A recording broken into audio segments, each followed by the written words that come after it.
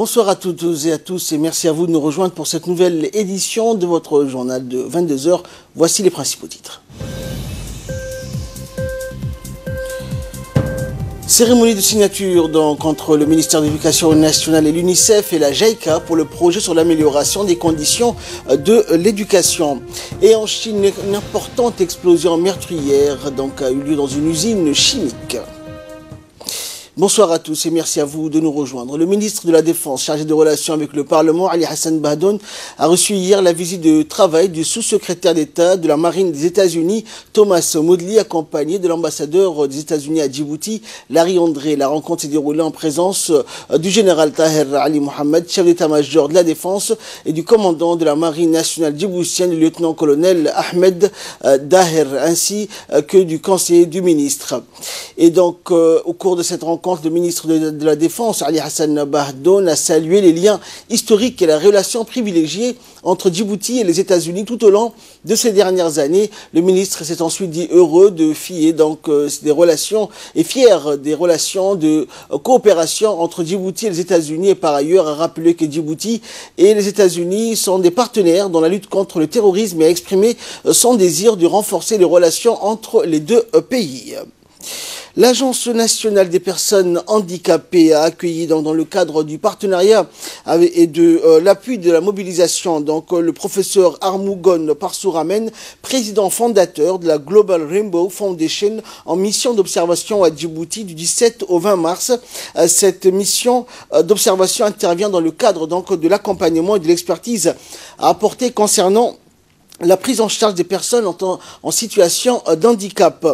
Et donc, pour renforcer ou concrétiser les liens de coopération entre l'agence et l'ONG, donc le directeur général de l'agence des personnes handicapées de Al-Saïd donc a paraphé une convention et donc de partenariat avec le professeur Armougon.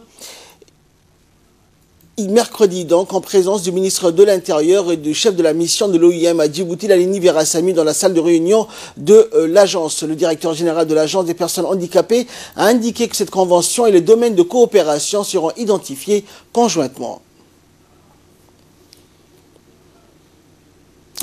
Le ministre de l'Enseignement supérieur et de la Recherche, Dr Nabil Mohamed Ahmed, a rencontré hier des jeunes infirmiers de l'Institut régional de formation sanitaire et sociale de la Croix-Rouge française. La rencontre a eu lieu à l'ISSS en présence de la directrice de l'Institut supérieur des sciences de la santé, Nadira Abdallah, et de ses proches collaborateurs. Les stagiaires effectueront un stage de 4 à 5 semaines à Djibouti afin de prendre conscience de l'importance de leur donc métier d'infirmier, d'aide-soignant et surtout côté social et sanitaire pour mieux servir la population. Les stagiaires au nombre de 18 infirmiers et aides-soignants compris seront repartis dans les différents hôpitaux de Djibouti-Ville. La formatrice de l'IRFS, Christelle Romezin, s'est réjouie de l'accueil chaleureux des Djiboutiens et a remercié les responsables des hôpitaux et des différents départements sanitaires pour leur collaboration. De pouvoir revenir à Djibouti. Comme l'ISSS, je le disais hier encore, est une deuxième maison professionnelle pour moi. Et je remercie toutes les personnes, dont je n'ai pas les noms de toutes, les personnes et les équipes qui sont ici, qui sont accueillantes, qui sont chaleureuses et avec lesquelles nous travaillons vraiment avec tout notre cœur. Merci à vous. Ce partenariat, effectivement, entre l'ISSS de Djibouti et puis donc l'Institut régional de formation sanitaire et sociale du site de Saint-Étienne existe maintenant. On entame notre 4e année de partenariat. Ce matin, effectivement, c'est un groupe qui est nombreux. Il s'agit de 18 étudiants qui nous viennent du site de Saint-Étienne. Ce n'est pas le premier groupe, c'est le 4e. Ces stagiaires sont répartis en général sur plusieurs sites. Aujourd'hui, on peut parler de l'hôpital général Pelletier, de l'hôpital militaire djibouto-soudanais Omar Hassan al-Bashir et du service de santé de la gendarmerie. Et nous remercions vraiment les directeurs des hôpitaux qui ont assuré cet accueil et la logistique pour ces étudiants. Et pour sa part, le ministre de l'Enseignement supérieur et de la Recherche, Dr Nabil Mohamed Ahmed, a dans son intervention exhorté les jeunes stagiaires auxiliaires de santé d'être toujours auprès de leurs patients et bien sûr de l'ensemble de la population. On écoute ses propos. Vous souhaitez la bienvenue à Djibouti. C'est un pays qu'on qualifie toujours de pays de paix, d'échanges et de rencontres. Donc c'est dans cet état d'esprit, et votre formatrice l'a dit tout à l'heure, j'ai retenu deux mots, cultiver à partir de la différence pour aller vers la tolérance. C'est ça qui est le plus important. Et vous donner une expérience riche qui puisse vous permettre également de comprendre la différence de l'autre. Les bases aujourd'hui fondamentales pour que votre stage se passe dans des très très bonnes conditions sont établies. Et nous en sommes fiers en République de Djibouti de pouvoir vous accueillir. C'est dans cet esprit d'échange que nous comptons également progresser, parce que vous apportez une autre façon de voir, une autre façon de procéder, une autre façon de pratiquer, sans doute, mais nous apportons également un autre regard également et d'autres façons de construire ensemble avec vous. L'historique, en tout cas, de l'Institut supérieur des sciences de la santé et de l'Institut de formation sanitaire et sociale de la Croix-Rouge, région Auvergne-Rhône-Alpes, donc du site de Saint-Étienne, est très très riche depuis 4 ans. Et en fait, ce n'est qu'une étape. Votre présence n'est qu'une étape parmi toutes celles qui ont été déjà établies. Et nous comptons donc les consolider. Il y a 1 an, j'étais de passage justement dans un hôpital où j'ai vu une jeune fille infirmière ou sage-femme qui était toute en pleurs. Je croyais qu'il lui était arrivé quelque chose. Et on m'a dit non, pas du tout, elle est en burn-out, elle a travaillé 48 heures sans s'arrêter parce qu'elle trouvait justement des éléments de travail et d'intérêt à capitaliser sur ce qu'elle avait en formation pratique, théorique, en formation pratique. Également dans l'actualité, le ministre de l'Éducation nationale et de la formation professionnelle, Moustapha Mohamed Mahmoud, a parrainé donc une cérémonie de signature du mémorandum sur la mise en œuvre du projet amélioration des conditions de l'éducation et renforcement de la résilience après donc cyclone Sagar. L'ambassadeur donc du Japon à Djibouti, Koni Yonetani, et la représentante de l'UNICEF à Djibouti, Diana Bouma-Ondé, ont signé les documents de mémorandum du projet d'amélioration des conditions de l'éducation et de formation et de renforcement de la résilience après le cyclone Sagar. Ce projet sera mis en œuvre par l'UNICEF pour le compte du MENFOP. Il faut dire que le Japon a consenti une enveloppe donc de près d'1 million de dollars américains qui serviront à la réhabilitation de 8 écoles affectées par le cyclone Sagar, l'acquisition d'équipements et de matériel d'enseignement ainsi que le soutien au développement d'une stratégie pour la réduction des risques, en particulier dans le secteur d'éducation, afin de réduire les risques liés aux désastres naturels et sa vulgarisation au niveau national. Et donc par la suite, donc l'ambassadeur et la représentante ont remercié donc le ministre pour ses efforts constants et donc ont soutenu des ambitions du MENFOP pour redresser la qualité du système éducatif. Santé à présent, le ministre de la Santé, Dr Jama Elmi, donc a effectué une visite de travail à l'hôpital régional d'Ali Sabié, en compagnie de l'ambassadeur de la République d'Égypte à Djibouti, Ahmed Adil Soubhi. Le ministre de la Santé s'en ont donc visité cet important différents services de consultation et 4 blocs opératoires de l'hôpital régional d'Ali Sabié. Par ailleurs, les deux parties ont eu également une réunion de travail conjointe avec les responsables de l'hôpital. La caravane médicale qui va commencer égyptienne est composée de plusieurs spécialités telles que la chirurgie, la spécialité chirurgie viscérale, vasculaire, ophtalmologie, ORL, gynécologie. À noter également que les médecins spécialistes égyptiens sont des professeurs de renommée dans leur pays. Le ministre a remercié l'ambassadeur pour la réalisation de cette caravane, l'objectif étant de préparer le terrain en conséquence dès la prochaine caravane qui se déroulera à Ali Sabié du 25 au 31 mars prochain. Le ministre de l'Énergie, Yonis Ali Guedi, a tenu une réunion de travail avec le ministre des Ressources pétrolières de la République fédérale du Nigeria, Emmanuel Ibe Kashikiu. Les discussions entre les deux ministres ont porté sur les relations bilatérales des deux pays et de renforcer le partenariat dans le secteur pétrolier. Et dans l'après-midi, la délégation djiboutienne, à sa tête le ministre, a eu donc l'honneur d'être reçu par le vice-président de la République fédérale du Nigeria. Il lui a remis donc à cette occasion une lettre de félicitations du président de la République, Ismaël Omar Guelleh, pour son homologue nigérian, Muhammadu Buhari, pour sa réélection à la tête du Nigeria. Et dans cette entrevue, donc, avec le vice-président, le renforcement des relations bilatérales des deux pays était à l'ordre du jour, mais aussi le soutien qu'accorde le Nigérien et le gouvernement nigérian pour le secteur privé, notamment le groupe Sahara. Le vice-président et le ministre de l'Énergie djiboutien se sont convenus d'encourager les compagnies africaines afin de promouvoir le développement des infrastructures, la création d'emplois, le développement du capital humain afin de donner une valeur ajoutée à l'économie africaine. Le ministre des Affaires musulmanes, de la Culture et des Biens Waqf, Momin Hassan Barre, donc, a reçu dans son cabinet le conseiller commercial et économique du bureau économique et commercial de l'ambassade de Chine, accompagné de son adjoint. En pris part à cette réunion également les conseillers du ministre et le chef de projet des archives nationales. Les discussions ont porté sur l'état d'avancement du projet de construction et équipement des archives nationales de la Bibliothèque nationale financée à titre de don par la République populaire de Chine. Le ministre a remercié le conseiller économique chinois pour le bon déroulement des travaux du projet conformément au cahier de charges et aux spécifications techniques adoptées par les deux parties. Et le conseiller a souligné que la société chinoise donc travaille d'arrache-pied pour parachever les deux composantes du projet dans les délais impartis. Au terme de ces discussions, les deux parties se sont rendues sur le site du chantier à Balbala pour constater l'évolution des travaux menés par la société chinoise avec l'appui administratif du bureau de mise en place du projet. Et la délégation conduite par le ministre a été accueillie par le directeur du projet de la société et du chef de gestion du projet. Le ministre et sa délégation donc ont pu faire le tour du chantier en commençant par le hall d'entrée aux deux institutions documentaires et archivistiques.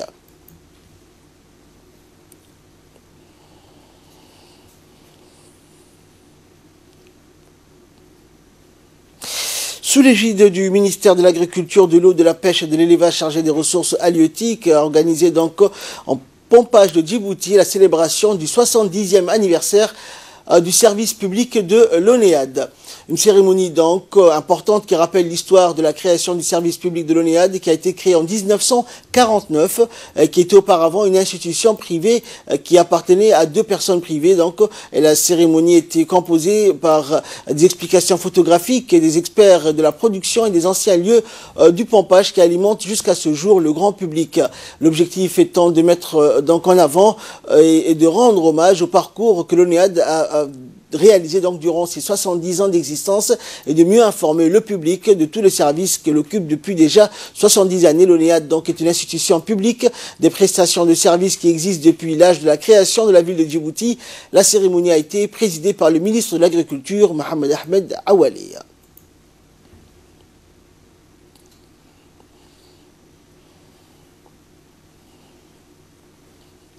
Et dans une interview qu'il nous a accordée, le ministre de l'Agriculture a expliqué donc que l'ONEAD a réalisé des projets considérables, tant en milieu des ressources humaines et aussi en matière de rénovation des conduits d'eau qui alimentent le grand public. On écoute le ministre.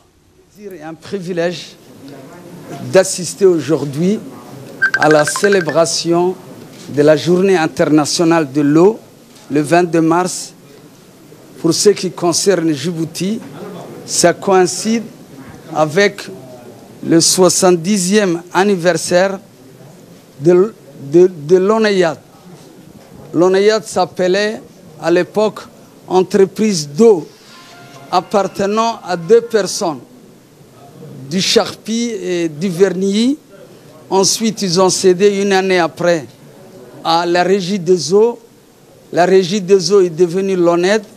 Et aujourd'hui, nous avons l'ONEAD qui regroupe l'eau et l'assainissement qui sont indissociables. Donc l'ONEAD traite à la fois l'eau et traite à la fois l'assainissement dans des stations d'épuration des eaux. Je voudrais dire que c'est une joie pour moi parce que depuis 70 ans, beaucoup d'eau a coulé sous le pont d'Ambouli.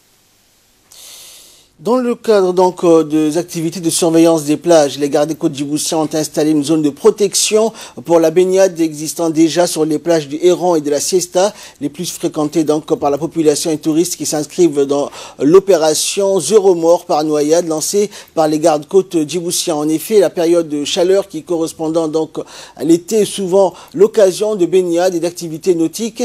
Et dans cette intervention, le commandant des gardes-côtes djiboutiens, le colonel Waïs Omar Bourré, demande donc aux Djiboutiens et aux résidents de respecter ces limitations pour ne pas mettre en danger leur vie et lance un appel donc à la vigilance aux parents des enfants qui se doivent d'avoir à l'œil au bord ou dans l'eau leurs enfants.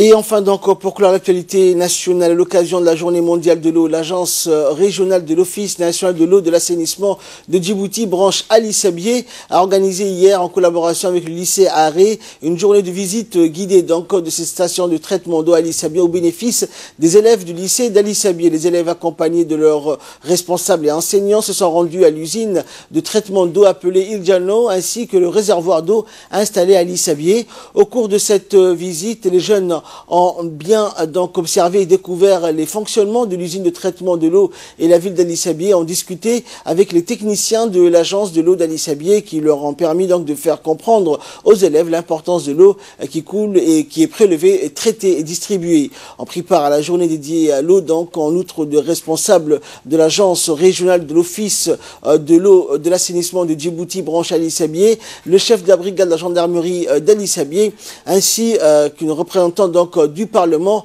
natif de la région d'Ali Sabié, Aïcha Kayad. La journée mondiale de l'eau est une célébration internationale et une occasion d'en apprendre plus sur les sujets liés à l'eau. Rappelons qu'en 1992, la conférence des Nations Unies sur l'environnement et le développement a recommandé qu'une journée internationale soit consacrée aux ressources en eau douce. L'ONU a adopté la résolution déclarant le 22 mars 1993 première journée mondiale de l'eau. Le thème retenu cette année a été « Ne laisser personne de côté ». Et comme vous voyez très bien, on sait que l'eau est un élément vital pour la vie, un besoin vital. Aujourd'hui, on a effectué ici une visite guidée et que les élèves du lycée ont participé. Nous tenons à remercier pour cette découverte les directeurs de l'agence de l'eau à Ali Sabié. Et les élèves ont exprimé leur satisfaction, leur fierté, parce qu'ils ont découvert. Et de là, nous passons à ce qui fait la une de l'actualité internationale. Au Brésil notamment, l'ex-président Temer est en prison. L'ancien président brésilien Michel Temer a été placé en détention préventive dans le cadre de l'enquête anticorruption. L'Evege Express, Michel Temer a été arrêté à Sao Paulo avant d'être transféré à Rio de Janeiro. Un commentaire de Samatar Saïd. Michel Temer a été arrêté à Sao Paulo avant d'être transféré à Rio. La procureure fédérale du Brésil, Fabiana Schneider, a évoqué des soupçons de pots de vin autour des contrats de génie civil pour la centrale nucléaire d'Angra 3. Michel Temer occupait des fonctions publiques. Il est possible de faire une comparaison et de vérifier l'influence de Michel Temer sur les contrats réalisés par cette société. Michel Temer a 78 ans. Il a quitté le pouvoir fin 2018 après 2 ans et demi de mandat. Il est le 2e président du Brésil après Lula da Silva à être emprisonné pour corruption et blanchiment d'argent. Également de l'actualité internationale, explosion meurtrière dans une usine chimique en Chine, bâtiment carbonisé, habitation ravagée dans un rayon de 4 km, paysage apocalyptique. La Chine a été frappée une nouvelle fois donc hier par l'explosion d'une usine chimique, l'une des plus meurtrières survenues ces dernières années. La suite dans cette séquence. La Chine a été frappée une nouvelle fois ce jeudi par l'explosion d'une usine chimique, l'une des plus meurtrières survenues ces dernières années. Elle s'est produite dans l'est du pays, dans une fabrique d'engrais située à des centaines.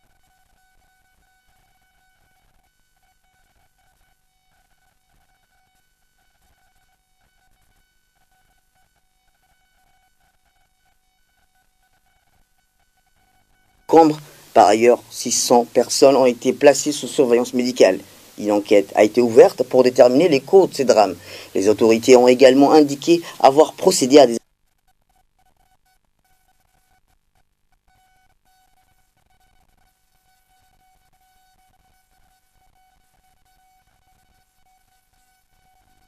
Enfin, cette édition, merci à vous de nous avoir suivis. Nous vous souhaitons de passer une excellente soirée avec la suite de nos programmes télévisés.